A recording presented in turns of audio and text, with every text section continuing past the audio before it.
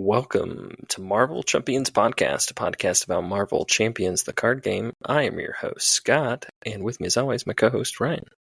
That's right, and we're going to come at you with a prep episode as we are getting ready for Age of Apocalypse. Yeah, we're getting close. I'm getting excited.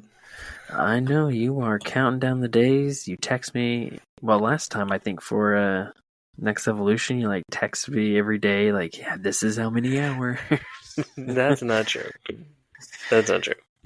But yeah, I've got it on my calendar. I'm planning to take that day off. I've already asked, well, not the whole day, but half day, because our game store doesn't open until 12. But try to get there as quick as we can, around 12-ish, and just sleeve and go. Yep.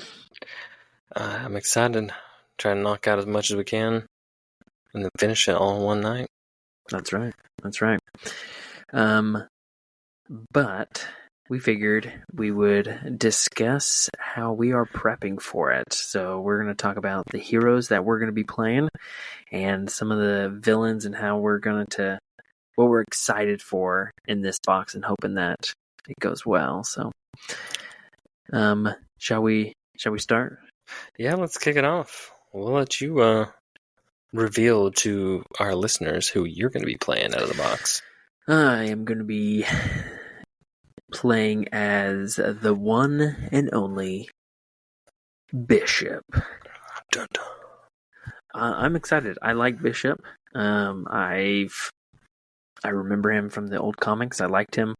Never had an action figure though, which is a little disappointing. I'm excited for him. I think his mechanisms are very interesting.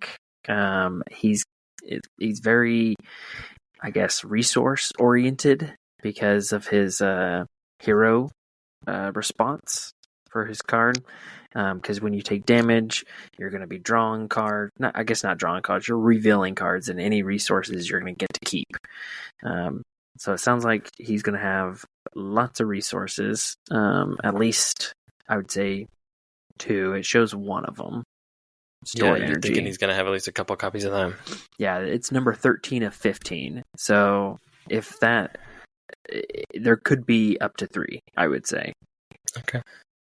Do you feel like I know you haven't played him yet, but do you feel like his action response ties thematically with what his power is? I do, because he takes a hit, takes that energy absorption, not like a physical hit. I guess it has to be like an energy beam or something like that.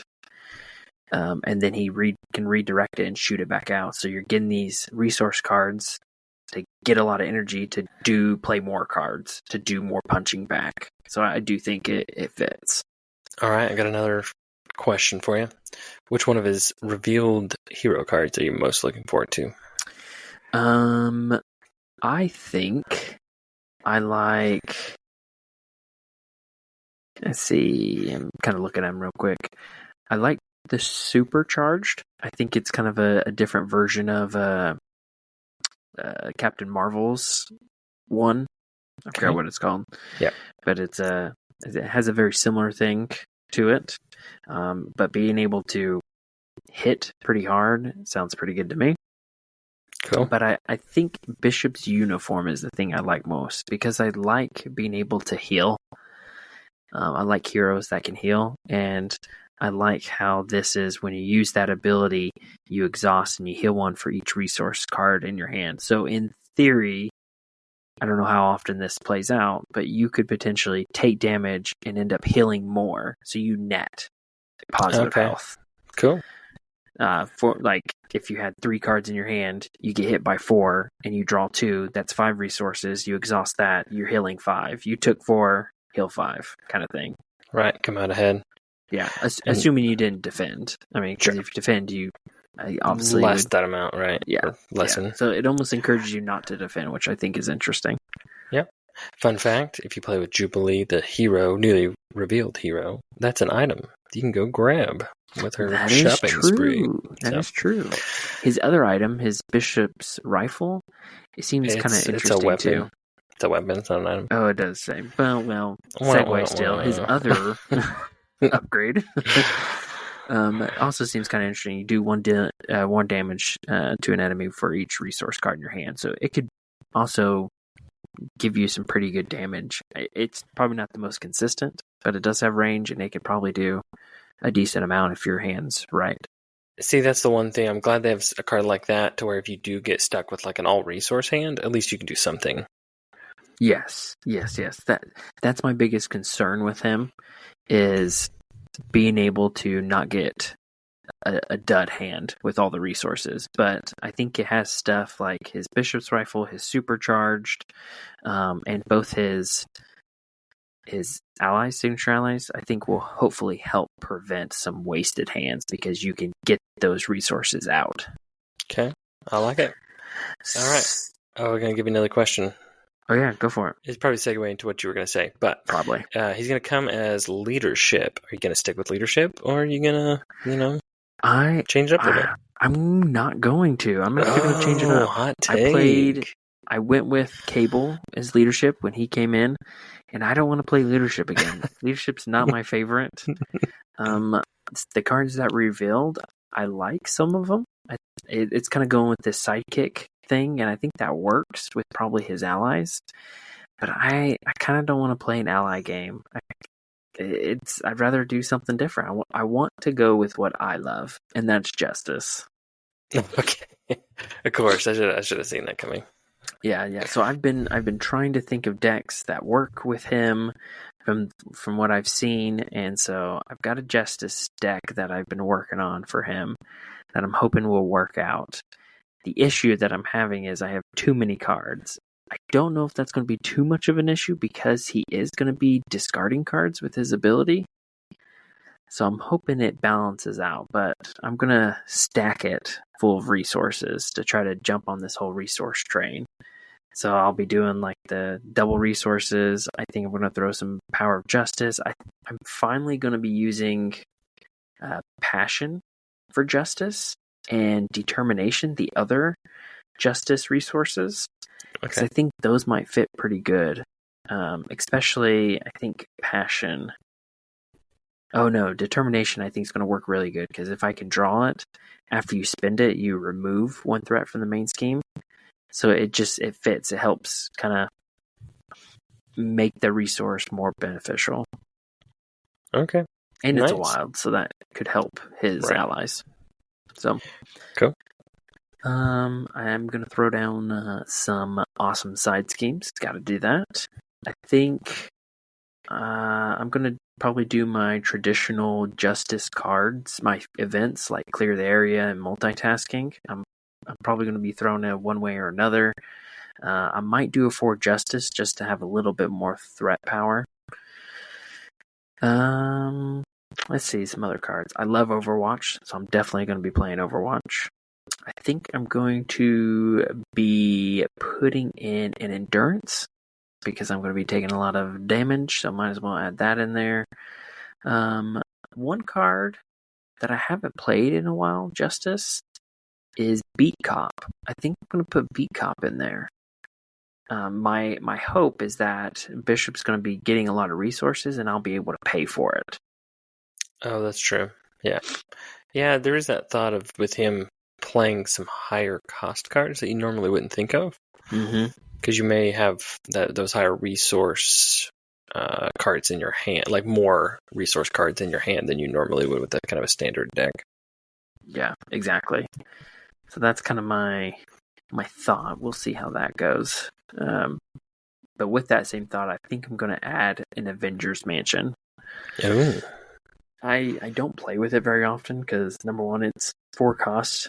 It's a lot, though it does have a lot of value. See, I'm thinking that one or a X-Jet. I haven't played X-Jet in a while with all the X-Force stuff.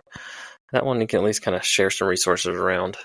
Yeah. I think for Bishop, Avengers Mansion is more beneficial because if you can draw a resource card, that potentially could help you out more. Yeah, I'm just trying to get you to pay for it and then give me the resource. I know what you're doing. I can just let you draw the card. You know that, right? Oh, that's true. I think, and to kind of wrap it up, this has been the hardest one, is the allies. because I'm not really fully sure how the mission side scheme stuff goes. So I'm like debating on, do I need to add more allies to try to do these missions? So the ones I'm for sure going to be playing with is Lockjaw.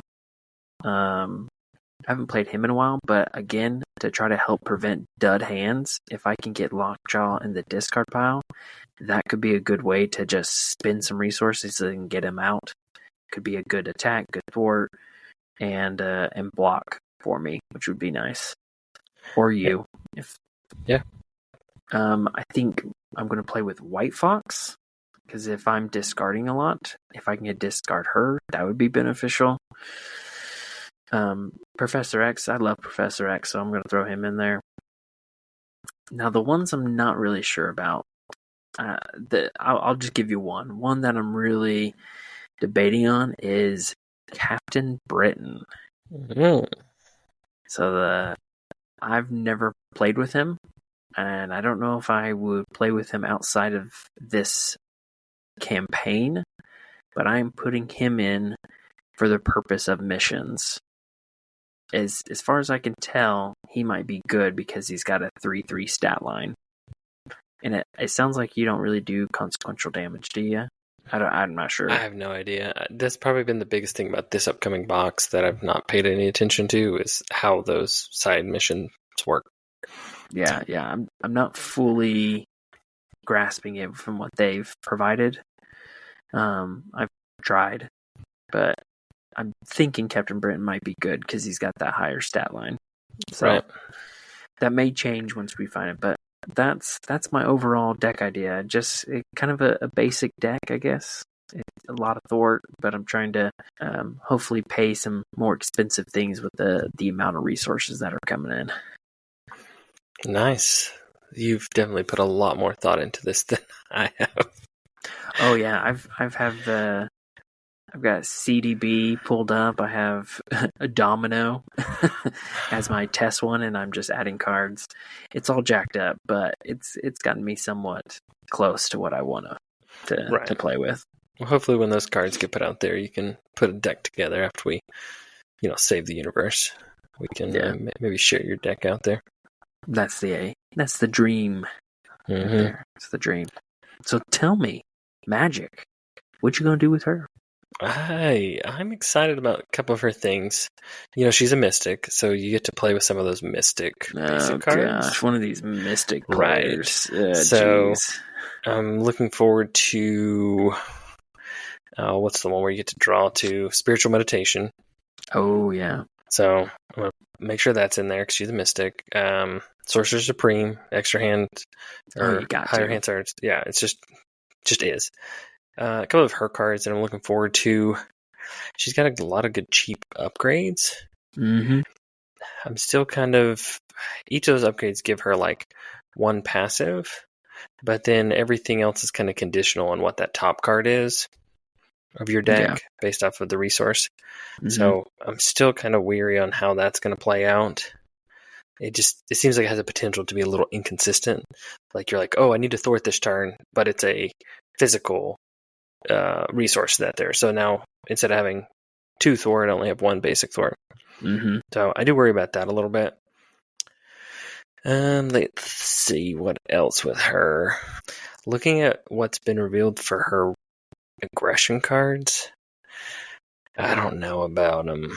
I don't know if I'm going to go aggression and really or I've actually thought about going leadership and really trying to put in some wild resources because that's the big thing with her upgrades is it can be the printed resource or a wild, the certain of the 3 or a wild. So I was thinking maybe some extra wilds. I know leadership's got a few extra wilds in there. Maybe play with X-Men because she's X-Men traded. Go back to some of those. To me, my X-Men, maybe throw in some X-Men allies. Get them out for cheap. They'll go away, but get them out and let them do something. She does have a really cool card that I like, the basic spell. Mm-hmm. I think that's going to be a big card for her because she has something too with her her alter ego where she can go grab a spell and put it on the top of her deck. So being able to kind of flip down and come back up and have one of those where it gives you a lot of variety for whatever your situation is. Paying 2 for 3 heals pretty good. Paying 2 for 3 threat removal is pretty good. And paying 2 to deal 3 damage is pretty good. And they're it's not an attack and it's not a thwart, so you can go get around some stuff. So I'm hoping there's 3 copies of that, and maximizing that. I have looked at a few other cards, and even like when we played that Doctor Strange game recently, I'm worried I'm gonna have like a very, very high basic card count with very few aspect cards, because it seems like a lot of those mystics are basics. I have thought about, if I do go aggression, putting a Hulk in my deck, because she plays with the top card in hero form face up, so you're going to know what that resource icon is. So I was like, okay, let's play Hulk now, and then you discard it. Not have to. You can kind of work around Hulk, and hey, 5 health, 2 cost, and 3 damage. That's pretty big. I think he's 3, 2 or 3, whatever. Yeah. What you said about the mystics and basics, I think is pretty true. It's almost like you're playing a basic deck with a little bit of leadership. But I think that's what like all mystics is. You play a basic deck with a little bit of whatever aspect you want. See, and I was thinking like I might be more of the support person for this box, and I may just double down on some of those basics and go like super basic supports, because X-Men have some pretty good supports with like Utopia and X-Mansion. Oh yeah, they've got some real basic X-Men events that let you go grab hero specific cards and identity specific cards. There's those 2 that came out in that first X-Men wave that are pretty good, because it seems like you're going to be wanting to pull her cards as much as you can. Now I remember you talked about, we've chatted about this a couple times, and one card that I know you mentioned, I can't remember if it was with her that we talked about it with, but a basic card that I haven't seen be played in a while. What was it? Hey, while you're thinking of that, one card that was revealed with her was her Blood Gem. Oh yeah. And I don't think I'll ever play that card, but I may keep it for the wild resource. It just seems taking 2 damage to generate 1 wild resource. She only has a health of 10. That's pretty risky. Yeah, she's a little borderline. I mean, she's better than 9, but by 1. Yeah. That card I was thinking was Resourceful. Yes. That's another wild basic. So yeah, it's a wild basic, and you discard it, or it's an upgrade, so you play it, and then whenever you can discard it to generate a wild. And you talked about that might be good if you were to have it with her ability, where you can play the top card of your deck at a reduced cost of 1. Right. So you can basically use that to just pull it out to be used later. Yeah. So I thought that was pretty cool. If you go with her alter ego spell was kind of keyword in there. They only revealed her scrying, which is a spell, and then the basic spell is a spell. And then I want to say there was a content creator reveal for her of Exorcism. That's her thwart card, but it's also a spell. So I'm hoping maybe she's got some type of spell, either cost reduction or resource spell generator, which would hopefully help her out. It's just a guess. Yeah, there's not a lot of spell cards in aspects. I mean, for leadership, you have summoning spell, which is going to allow you to get an ally out pretty easily. They'll mill your deck a little bit. There's that Adam Warlock aspect spells. Mm-hmm. Yeah. So there hasn't been a whole lot. I'm not sure if she's gonna change that. I don't see any spells for aspects from what they've revealed. Yeah. Nothing that's revealed is a spell. It's a missed opportunity there, people. Yeah. So we'll see. I'm still I'm still undecided. Trying to look what wild allies there are. Domino, she's X-Force though, but she is a wild. What else is a wild? I don't think there's a wild event. Nope. Side schemes. There's not very many. Oh, but you could play a side scheme. You can do call for backup and get some allies out. That's always nice. Yeah. I'm interested in Colossus, her signature ally Colossus. He's a 3 cost, which is I like. Toughness. He's got a cool interrupt where he can come out and block for you from your hand. Yeah. So maybe a Voltron Colossus build or something with leadership. Mm-hmm. So. Yeah, there's not a whole lot. Now, I know you don't want Blood Gem, but would you consider Clarity of Purpose? See, that's like a better. I think it costs 1, but then it only requires 1 damage to generate the same wild resource. So, yeah. I mean, to me, it's a little bit better. Yeah. And you don't have to be Mystic traded, and you could put it on somebody else. That's true. And yeah, you can put it on an ally. Yeah. So, yeah, I just don't see the benefit in that one. All right. Let's hear it, and then we'll move on to some villain. If I did leadership with Bishop, I might play Clarity of Purpose, maybe 2 of them, and use Randall and Malcolm, his allies, as resource generators. Because their abilities is you discard a resource card from your hand and you ready them, and then if you paid with this particular type of icon, you can heal 1 damage from them. Yeah. So they could potentially be resource generations. The issue is, it sounds like Bishop has a lot of resources, so I don't know if you need more resource generation. That's true. All right, man. Yeah, I think I'm excited to see how she plays with your leadership ideas. As I really do feel like the aspect is more of a support background character to your spells and your basic Mystic cards. Yeah, I just got to figure out which one of those is going to support that the best. Yeah, or which like unique card in one of the aspects is really going to boost her up. Yeah. Though I am sad you're not going to play Gold Balls. I mean, I could. Maybe I will. What's his whole thing? Discard 3 cards from the top of your deck.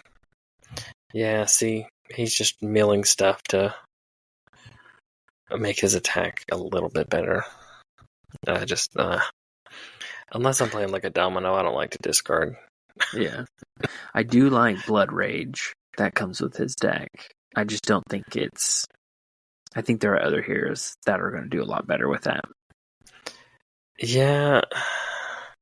Still, like, I don't see why there's so much, like, take damage built into her. I don't see where. I mean, maybe it's a whole comic book thing where she likes to get hurt to do stuff. I just don't. I don't like that play style. Not a huge fan of it. It's just not your thing, dog. Unless I'm playing like Wolverine or X-23. Yeah, which is their that is their play style, right? But they also heal, so it doesn't feel as bad. It's kind of like the same idea with like Deadpool versus Star-Lord. It's Deadpool. At least there are ways to mitigate the damage you do to yourself. Versus Star-Lord, there's not as much mitigation. It's just you take it. You're strong. You have burst, but it's still pretty rough. Yep, I agree. Shall we go through some villains then? Yeah, I think we've covered the first 3.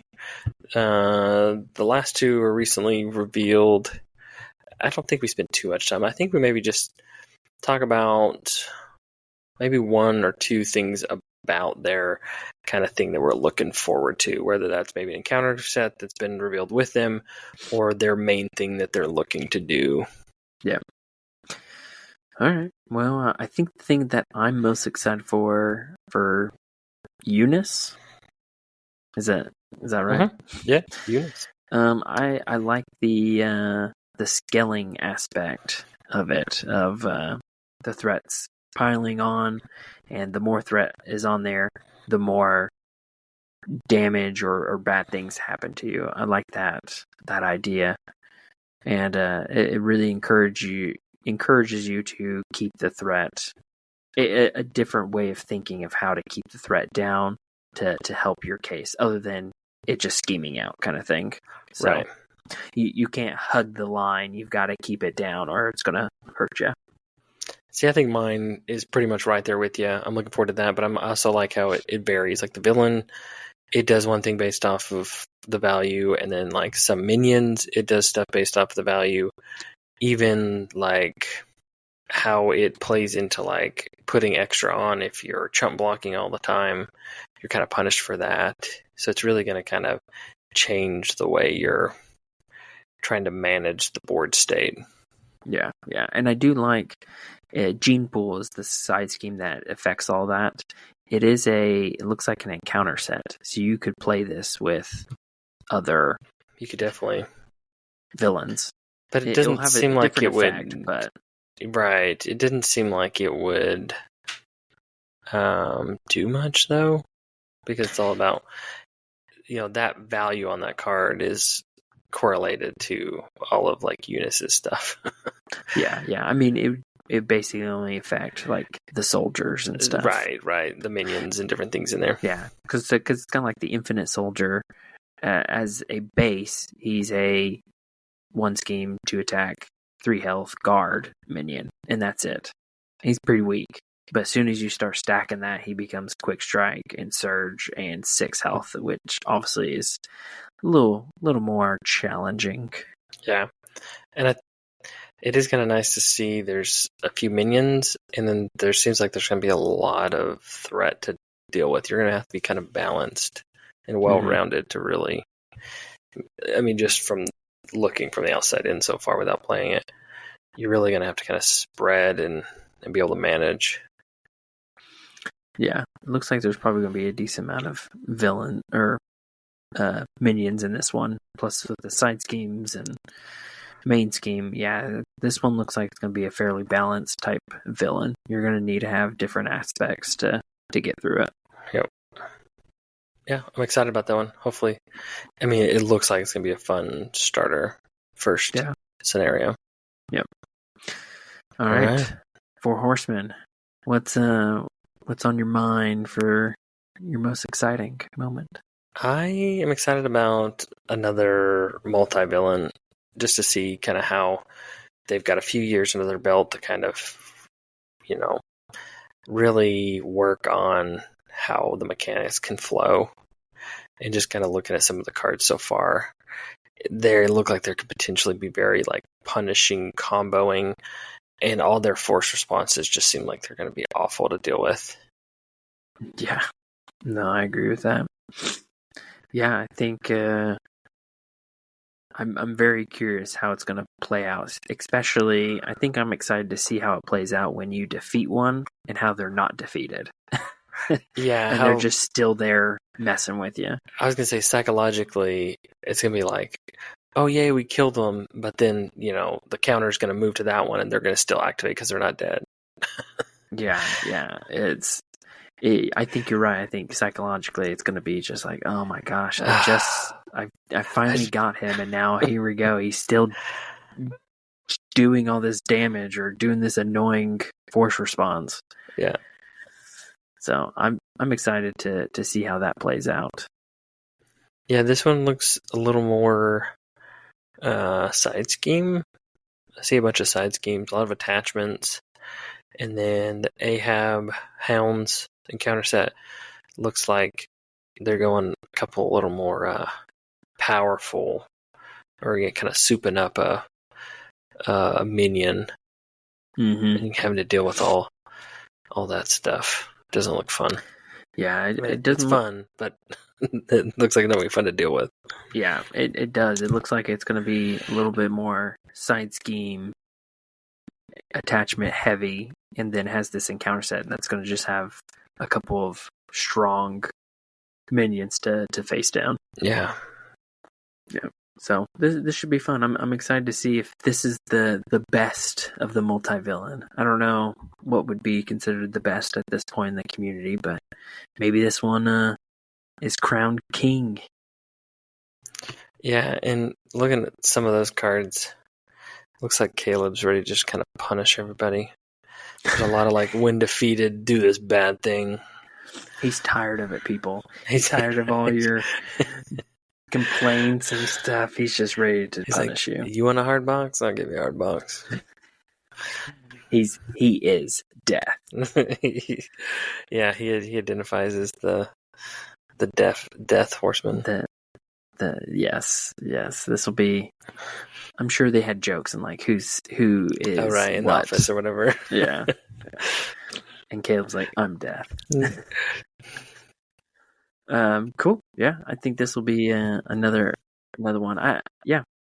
Let's keep going. I will say this next one is probably the one I'm most excited for. Okay, Apocalypse, or what we've learned now, First Apocalypse. Yes. I'm excited for this one. It looks tough, but I think this one has so far the most story element of a scenario. And what I mean by that is like Hella, I consider is more like a story one where you have to go through a process before you get to the end. And I like the journey of those. And I think the fans community likes those as well. Yeah, that was the point I was going to make. It seems like you've got to work through the level. Go find the key to this dungeon, and then you open the door, and then you got to solve another puzzle and go get this, MacGuffin. Yep. That's what I like about this one. It's looking like it's the story one of the box. So I'm excited to see how the main schemes and the side schemes play out, and having to get to the point where he's weak and you can dethrone him. He's got tons of acceleration tokens, so that should be interesting. And he's got 4 villain sides, so that's stages. That's crazy. But I think we learn in one of the reveals, maybe it was this article, that you're not really playing. If you're playing standard, you're doing like 2, 3, 4 or something. Yes, I think that's correct. I think you're not technically playing all 4. You're playing select 3 of them or something like that. But still, a fourth level of a villain is something new. Yeah. So, and it does have one of the cards has the fittest, I think is what it says. It has a pretty like what would I call it? Mullet, Mr. Sinister. So that's looking pretty cool. Oh, you think he's got a mullet there? That's what it looks like to me. Well, that's true. Sometimes he's like more like high and tight cut, and this one he just kind of looks like nasty, oily. Yeah, gross. So I'm excited for this one. I think it's going to be tough. I think it's going to be a process, but I think this is the one I'm most excited for. This one looks punishing. Because, like, we had said you got to kind of work through the levels and do all this while he's, like, sitting there punching you in the face. Yes.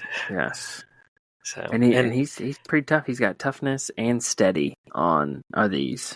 Yeah. Even stalwart at the end. Last one, yeah. So and his minions that are kind of working your way past, they're no joke either. They revealed the prelates in one of the articles, and it's got like Mr. Sinister, Hard Drive, Barrage, the Shadow King, Abyss, Sugar Man, Michael, Rasputin. I mean, and they're all like 5 health per player, so elite, toughness. Everyone has toughness, retaliate, villainous. They're all crazy. Oh no, sorry. I said Hard Drive and Barrage. Those are Dark Riders. Those are Dark Riders. Yeah. Mr. Sinister. The other ones are all the prelates. Yeah. Yeah. They're not fun to deal with. Yeah, I'm not sure if those are part of the, because I guess it's in Hall of Heroes. It's under the campaign mission mods. I guess modular sets is what it's meaning. Yeah, but I think maybe they're all. So when I looked at those, they're duplicated. Prelates, They're the prelates, but then in some of the other ones, like the Sugar Man, he's in as the overseer, and he's got a dash for scheme and attack. I see what you're saying. Yeah, I see. They're a little different. They're all like the same villains or minions, but they're a little different in that overseer encounter set that you're doing with the missions. I see. The prelates are the actual in that apocalypse mission. They're double copies. Yeah. Yeah. Those they just kind of pretty recycled. Rough. Yeah, they look. We're gonna have to bring the heat. Yeah. So that one looks like a fun scenario. Yeah, fun to set up, fun to try and figure out. Yep. All right. So do you like your beast, light beast, or like technically blue beast, or do you like dark beast? I guess I'm gonna like dark beast. Okay. Because that's the one I'm gonna have to deal with. This should be a fun one. I haven't explored this one as much, but it does look very interesting on what it's trying to do. See, and I haven't looked at it too much to see if you kind of have to work your way through all the environments. From what I understand, you're going to have all these different environments that you're going from environment to environment, and they bring in the encounter set when you go to them, and you're trying to, I guess, chase Beast around or whatever. He's trying to go find Apocalypse in the past or the future or something, and you're kind of chasing him through time. Yeah, or locations. I don't know the gist of it. I'm wondering if this is going to have a feel like Mojo, where there's different channels that you can deal with that have different environments that do different things. It kind of feels like that might be how it plays a little bit. Yeah, because some of those that they have here, there's the Blue Moon, there's Genosha, there's the Savage Land. So it's looking like, and each of those have their own sets of minions, and the environment, makes different things happen. So, yeah, the one downside that makes this one tougher than, say, Mojo is these environments, it appears they do mostly hurt and not help. There's no benefit to you. There's not double-sided. It's just, this one's just really bad for the villain to help him do damage to you. And, Dark Beast isn't like a pushover either, because he's got, a 2/2 stat line. Yeah, it's a pretty solid stat line right off the bat. Yeah, as a 1, so. And he's got his cruel experiment, which is going to make him stronger. Well, I guess it goes to a minion, huh? Yeah. That's pretty bad. It almost seems like it's a mixture between Mojo and Zola. Yeah. It'll be interesting. It does feel like it may also kind of follow that story element, but I'm not sure if it does it as much as the previous one. Is it one of those where you have to go through so many of the environment locations to, or is he constantly flipping around? Right, exactly. Well, so. I would say because it's encounter sets, I wonder if you add one in, Yeah, I would imagine you start with one, and then some card or some flipping to stage 2 of Dark Beast forces you to go to another one, and then you add that next one in, and sometimes they'll be like, if there's no more to add in, then you lose the game, like that additional loss. Yeah, I mean his villain card kind of reveals that. You reveal a random set aside environment, and then you shuffle it in and stuff like that. So, and I'm assuming that's probably going to be similar to his 2 and 3. Is you're going to do that. The other thing I noticed, there's a lot of boost abilities and a lot of boost icons. There is. So I'm not looking forward to Gladiator. Though with the change in teamwork, that might be less intimidating. Yeah. So we'll see. Imperial Guard. How many more Imperial Guards they have out there? If it's teamwork, I'd say at least 3 or 3 2 or 4 more than what Gladiator is showing. Yeah. Interesting. Yeah. This one might be fun too. And I'm going to predict now. These two are going to be the highlights of the box. That's my guess. Okay. I could be wrong with the Horseman. Maybe it's the middle section that's the best. We'll see. Yeah, we will. So, revealed this week. That's right. Brand new. Yeah, hot off the press. I'll let you pronounce it so I don't jack it up. Apocalypse. Okay, cool. It's like Inertia Banner or something like that. Sabanur or something like that. Yeah. Unfortunately, I am not very good with my... You don't speak good? I think it might be, Egyptian, Arabic. Oh, sure. I'm butchering it. Mm-hmm. Someone's probably yelling like, "Oh my gosh, what are you doing? An idiot. You noobs." Sorry, I just say Apocalypse. That's your name now. Insabanoob. So Insabanoob. Oh man. Though I did read like a fun fact on like Wikipedia that when they created that name, it is like a mistranslation and it's not what they originally intended. Oh. It means something different, but I'll let everyone look that up on Wikipedia because you can trust Wikipedia. That's right. All right, yeah, this one's looking pretty rough. Yeah, but he kind of has some Magneto vibes with his counters he's putting on. Yeah, he's got little Magneto vibes with those counters. I'm really digging the Loki aspect, but I really like the card that's going to be on a 3-sided card. Oh, that's going to be really cool. Well, you like that because you're not the one that has to like worry about storing and sleeving that thing. You betcha. But I think it would be really cool to flip it up. I mean, it's probably going to be terrifying to flip open to the big Apocalypse and be like, "Oh no, not this one."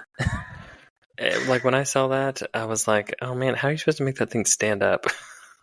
Most people have like a little villain stand. You put the villain on, it doesn't really move much. But this, you're gonna be like fiddling with it a whole bunch, and then those 3-sided cards. I use them a good amount, but when you open it, it still is kind of like tends to want to like shut or be like not totally flat. Mm-hmm. So it's like he's just gonna like fall forward and fall on his face. Yeah.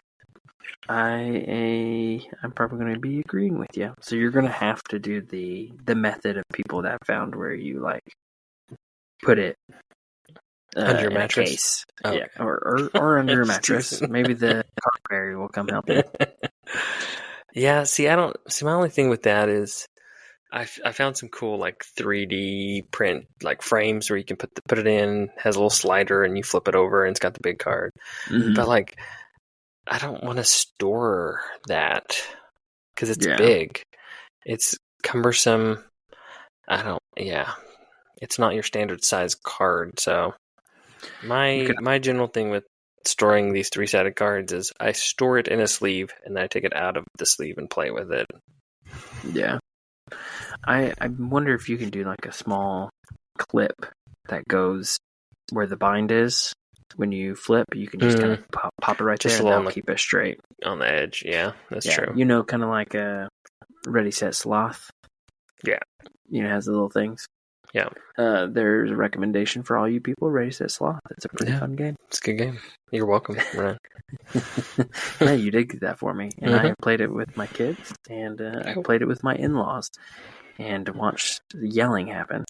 But that's a different story. For another time. All right, back to Apocalypse. I liked how you mentioned, like, even though he's all Apocalypse, he's kind of like a pseudo multi-villain in that case, where he's constantly kind of changing, kind of like Loki. Yeah. And I think even in the article they said, like, one form focuses on attack, and one form focuses on scheming, and the other one just focuses on, like, hurting you. Yeah. And I like how it's after they changed this form, kind of taking the Ant-Man aspect. Yeah. So it sounds like my guess is he's probably going to be changing forms fairly often, more than Loki did. Well, it looks like a lot of his superpowers because that's what the tokens are. They're once you hit a certain amount, you go discard until you find a superpower card, and then you reveal it. So whatever the when revealed says, and a lot of those is like turn to this form, or if like he's already in this form, bad things happen, and you're gonna be crying for your mommy. So yeah. It's got some interesting with the celestial tech. Those are looking pretty terrifying. Those look rough. Yeah, I do like the different things that it can do. I mean, I don't like it, but I do like it. Yeah. Yeah, and when I first look at that, I was like, how do you get rid of that? And you got to like luck out and get the right bad thing to happen to you to get to go away. I know. That's unless, well, no, I'm trying to think. Can anybody... I know Sunfire can't do it because there's no... It has to have a... hero. For him, it's got to say like hero interrupt or hero response or something like that. This one, he has to... the interrupt has to happen. So like with his celestial weapon, when the villain attacks you, discard the top card of your deck. If that resource is, and then lightning, you deal 2 damage to yourself. Mental, you discard a card from your hand. If it's a physical, you are stunned. Then you can discard this card, which is the weapon. And if it's a wild, you do all those things. Yeah. And then the celestial armor's the same thing, just with scheming. Yeah. That one gives the villain tough, though. That one's pretty rough. Yeah, you give him tough, and then you're confused, and then you can discard it. Yeah. Or you heal him, or you do everything. Yeah. I do find it interesting, the wording on that one. It's like when the villain schemes against you. But okay. I don't know. I never really thought about the villain scheming against you. It's like they were always scheming towards their main scheme, but I guess it's probably like... It's meaning when it's going to you. Yeah, like when that activates a scheme, right? I get what it's saying, but man, I can just imagine because there's 2 others, and I'm assuming they'd probably do something similar. If you don't get the stun or the confuse, and you get multiple of those out, oh my gosh! Or it just like keeps happening. Like that's it just keeps happening. Worried. Oh gosh. That's going to be a rough encounter set. Or if he has both of them, then you discard 2 different cards. Well, yeah, if he schemes and attacks. Right? Because it would happen more than once. Mm-hmm. Oh, that's true. I guess he wouldn't scheme and attack at the same time. But he could scheme and attack in one turn. Yeah. Yeah, he get a counter card that makes him, he could advance or something. Yeah. It's nasty. Those are ones you want to try to get rid of. Yeah. And then, of course, he wouldn't be Apocalypse unless he had some wild Egyptian group trying to, bring him back to life. Or I know. Why are you going to go and do that? Come on, people. So, he's got another permanent setup side scheme. So, we'll see how that goes. Yeah, another thing to deal with. Yeah, I like this one too. I like the permanent setups. I've been enjoying those, and it looks like there's several of them throughout this box. So this one's coming with some nasty minions that are going to be adding scheme to the ancient ritual. Should be fun. Yeah. So, yeah, he looks rough. I hope that there's some good stuff in the campaign progression to hopefully make him a little easier to battle. Because at face value, it looks like it's gonna be rough. Yeah, I'm trying to think of like the strategy because you can't really do a status card thing because he can flip to big Apocalypse and have Stalwart. Yeah, I mean you could maybe stun and confuse partially, like, but you're right. You do run that risk of having something activate where it's like a boost and it goes away. Well, I guess it would activate the cards. The status card would go before he boosted. So yeah. But if you had like both of them and then a counter card made him flip and you got rid of the other that didn't activate that turn or something. Yeah, he's gonna look hard. He's got 16 health. I'm assuming his stage 2's going to have probably 20, 18 to 22 or something. So it's gonna be a really tough one. I will say this seems a little bit more straightforward compared to the last two boxes with Magneto and Strife, where you had to go through the side scheme walls. This one looks like there is no wall. You just are mono a mono. Yeah. He's just like, bring it. Yeah, and he's turning his hands into a giant hammer. Yeah, I like that. When I think of Apocalypse, I think of his like biomorph, turning into a giant hammer, or he always had these like cylindrical arms that he would like punch with, which is what I think of when I think of Apocalypse. Yeah, he's a bad man. He's a bad man. Yeah, I think like all 5 of these look very, very good. So, we'll see. Yeah, I'm excited for this box. I'm excited for the heroes. I'm excited for the box. I think there's some gonna be some good stuff. I'm curious if people are gonna say this is too hard, like Guardians, or if people are gonna say that it was a good combination of things, similar to I think Next Evolution. People liked Next Evolution.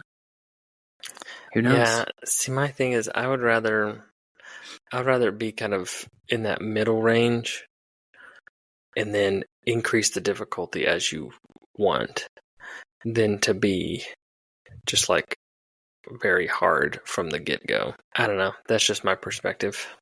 Yeah. No, I agree. I'd rather the standard not be incredibly difficult. I think it should be approachable by all players, not just the ones that are skilled with deck building and such. Right. So. All right, Ryan, I got one final question for you. We haven't really talked about it very much. Okay. Are you going to play Standard 1 or Standard 3 in this box? Oh, that is a great question. I guess I anticipated Standard 1.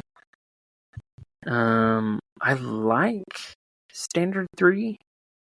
I like its concept. I don't know. Part of me doesn't want to because I'm not very familiar with the heroes, and I would like to get more familiar before committing to something even harder for villains I don't know.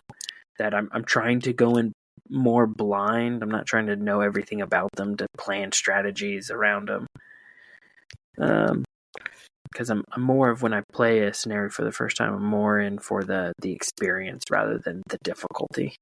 Okay. I probably gonna agree with you. I'd say we probably play Standard 1 first and then work Standard 3 in some of our play afterwards. Yeah, I definitely do. All right, I got one other question for you. If you scroll down just above the Standard 3, you've got 4 heroes, allies there. 4 allies, basic allies. Yeah. Which one do you want out of those 4? Quick. Oh, I've thought about it. I actually think I might do Morph. Oh, I was going to say Morph, but then I think I want Blink, so... Blink? You want the 2 damage? Yeah, sure, why not? Or maybe X-Man. X-Man looks cool. X-Men, I do like X-Men because he's got that tough. Oh, I was going to say he has 8-pack. Oh, there you go. Hey. I think Blink probably has the worst of the responses to 2 damage. Though, I will say, I damage... like the tough. The tough is pretty good. Yeah, I would say Blink has the weakest with just the 2 damage, but with the value of just doing a simple ping damage to get rid of tough, it might be more valuable. But I like confusing the villain, so I'm going to go with Morph. Yeah, now you say it, I think a tough is so valuable, especially with the magic not having a bunch of health. Yeah, and finding ways to like keep just getting him back into your hand.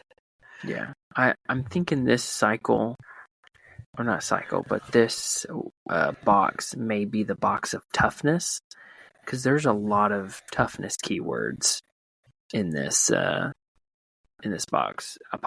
Both Apocalypse have toughness. There's some minions that have toughness. Apocalypse doesn't. His second version or the 5th scenario doesn't have any toughness.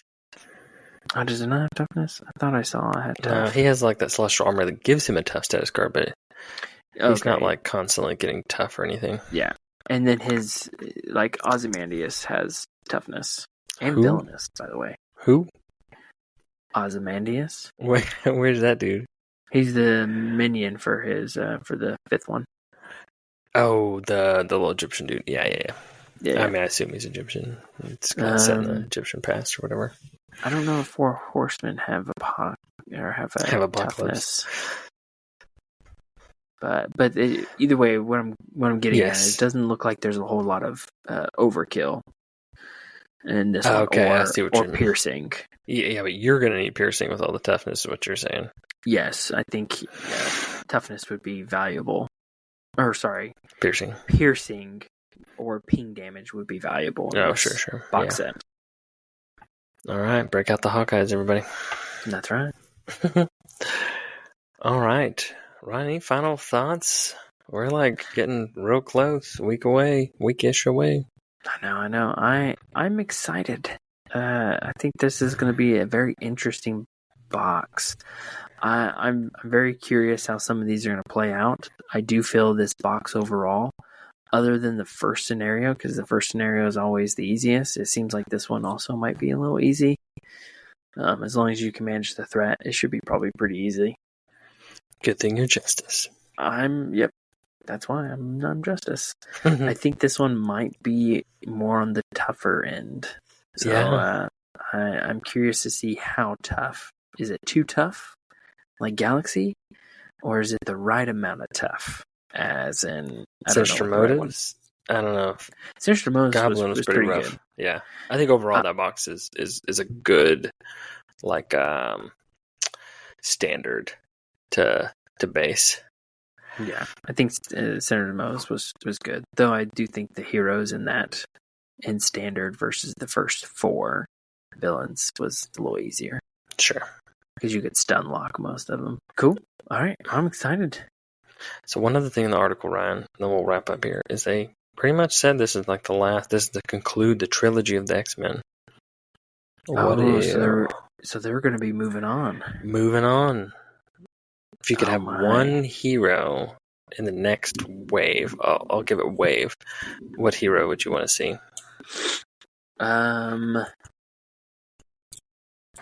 The hero, the kind of the wave I want them to go into would be more like the Marvel Knights. Okay, so like a Defenders Knights kind of. Yeah, vibe. I really want to see. Oh my goodness, Ghost Rider, Nicolas Cage. Okay. And I would love to see a Daredevil. Obviously. And I like Daredevil, and I like Shang-Chi. Oh. Throw it out there. Shang-Chi. Yeah, cool. I'm a big fan of him. I love older Chinese martial arts movies. Okay. And I think they are pretty awesome. And certain ones you can like really tell that they're like actually like punching each other, and it makes a difference. When you compare like modern Hollywood where it's all, acting, they're far away, doing the fake punches and stuff, versus like some of these martial art movies where they're like, you're watching the dust impact of them punching them in the chest or face. If you've never seen it, Ip Man, the first movie, or some people might call it IP Man, the fight scene, like versus the 12 or the 10 Japanese soldiers, that is awesome. Okay. It's one of the best fight scenes. Okay, I like it. So if you're talking Marvel Defenders Knights, I'm trying to think of who else you really didn't see. I'm not looking forward to these, but like I could see like an Iron Fist, Luke Cage, Jessica Jones. I would like an Iron Fist. Yeah, I would agree with that. Yeah, I just I don't know which one I'm like would be most excited. Obviously Daredevil. Everybody loves Daredevil. You kind of I got one. I got Blade. I think Blade would be cool. I think Blade would be a fun one. Ooh, a Morbius. It's Morbin time. Morbin time. There you go. I don't know. Is that what you're most excited for? No, or is, no, is there a different Morbius. I'm trying to think. Yeah, everybody always defaults to like Fantastic Four, but I think like an obscure. I know there's a few other like Marvel groups, like Runaways, even like a Cloak and Dagger. I'm trying to think of other non-X-Men Avengers groups that you could really. Punisher would also be a good one. Oh yeah, see Punisher, that would be a cool one. Have a bunch of weapons in a van. Yeah, down by the river. Down by the river, of course. Yeah, I don't know. I just don't. A lot of my favorite heroes, Marvel characters, are a lot of X-Men. So, like, a lot of my favorites have either been announced or have already come out. So I don't know. Already. Yeah, What about like more Spider-Verse? Would you be more interested in more Spider-Verse? Sure. Yeah. I think another Spider box would be all right. Okay. See, I don't know. Right. I'm trying to think of some of the other like good graphic novels that I like, but see, like a lot of those are like two of the team, like an X-Men and an Avengers, being like merged. Yeah, that was a cool. See, and the only other like big group that I can even like think of like that is there's like an Eternals. Maybe that'd be an interesting box. Is you giant like fighting giant celestials or something? That could be interesting. Who knows? I don't know. But I mean, we kind of talked to the big ones are the Fantastic Four, the Defenders, Knights. I mean, those are kind of your big hitters that are left. Yeah, I feel like that's the big next waves. Yeah. Oh well. I'm sure they have smaller ones too, like they did for Guardians or Sister Motives, where they kind of just like are there. Kind of plopped in a few, but between those big group releases, So maybe there's some smaller group ones that we can expect, like the Runaways or something like that. Right. So, or maybe Young Avengers. Or, I mean, you still have like some of the champions. Yeah. That you could make like a combo wave. If you've got any like Avengers you haven't come out with yet, you could kind of put two groups, smaller groups, kind of like they did with that one wave with Nebula and Vision, and kind of like the mixture of the two. Do you think they would do a Secret Wars type where they throw in some different versions, like the evil Mr. Fantastic? See, I don't know if they would. I don't know if you'll ever get like a superior Spider-Man hero or like a Scarlet Spider hero. Yeah. I guess it depends on how far the game goes. Yeah. But I mean, the game's dead, so that's true, the game is dead. Game's dead. For another week it is. Oh, nice. Oh. Yeah, we're excited. Age of Apocalypse. Get it. Yes. I don't know. Most people probably order it on Amazon. It doesn't show up till like a week later. Yeah. Or you can be in a complete different side of the world and get it early. It's true. Yeah. We are blessed that we've got a game store that actually gets it usually on release date, so we usually got a day of. It's nice. Yep. It's exciting. I've got some candy ready to go. All right. Well, will the candy be enough to defeat Apocalypse and all of his bad dudes, villains? Guess we'll find out. On the next episode of... Oh, no. Oh, go ahead. No. What is the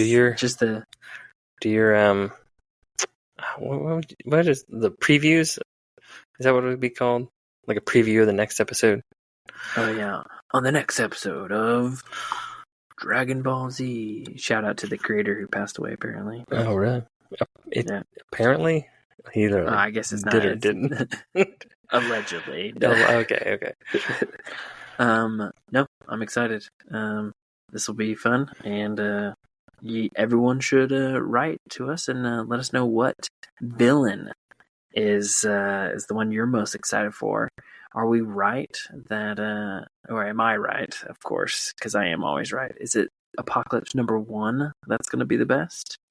Or, I mean, did you have one? Probably. I don't know. I'm leaning toward the last Apocalypse, I think. That as they're your favorite? Yeah, like I want a battle. I mean, obviously he's gonna kill us and murder us, but I think he looks interesting. All right. Well, do you vote for Ryan, who's always right, or do you vote for Scott, who's always wrong? Guess I'll put a poll out there: Apocalypse 1 or Apocalypse 2. Guess we'll find out. That's right. And who are you playing as, Bishop or Magic? I feel like people are gonna do Magic because Mystic, but whatever. See, you could be onto something there. Maybe people going for Magic, but Bishop turns out to be the that little underdog. He's the little hero that could. That's right. I think I can. And then he just sounds good. blows up with energy. Yeah, that's it. Reach us out at our email. What is that, Scott? MarvelChampions.pod or pod.gmail? MarvelChampionsPod@gmail.com. Oh, yeah. I was there. Absolutely. So keep listening so you can stop being a chump and turn into a champ. You're not going to thanks for listening. Oh, yeah. Nothing. I guess I should. And thanks for listening. See you later. Bye.